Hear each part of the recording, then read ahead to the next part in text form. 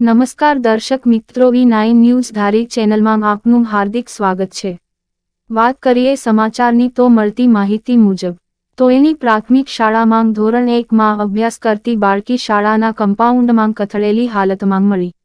દાહોદ જિલ્લાના સિંગવડ તાલુકાના તોયની પ્રાથમિક શાળામાં ધોરણ 1માં અભ્યાસ કરતી બાળકી મોડી સાંજ સુધી ઘરે ના આવતા પરિવારજનોએ તપાસ કરતા બાળકી શાળાના કમ્પાઉન્ડમાં કથળેલી હાલતમાં પડી હતી। પરિવારજનોએ સત્વરે હોસ્પિટલ લઈ જતા ફરજ પરના ડોક્ટરે મૃત જાહેર કરી। ધોરણ 1માં અભ્યાસ કરતી 6 વર્ષની બાળકી સાથે ક્ય અજુબતું થયા હોવાની આશંકા। દાહોદ જિલ્લા પોલીસ વડા સહિત પોલીસ કાફલો ઘટના સ્થળે દોડી આવ્યા।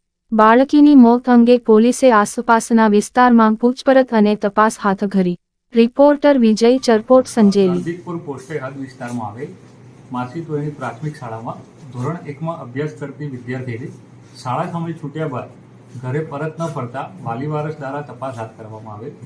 દરમિયાન તપાસ કરતા શાળાની પાછળના કમ્પાઉન્ડના અંદરના ભાગે દીકરી બેભાન અવસ્થામાં મળી આવેલ, જેથી તાત્કાલિક સરકારી દવાખાને સારવાર માટે લઈ જતા દીકરીને મૃત જાહેર કરવામાં આવેલ, જેથી ફોરેન્સિક પેનલ ડોક્ટર દ્વારા પીએમ કરાવ્યા બાદ આગળની કાર્યવાહી હાથ ધરવામાં આવશે।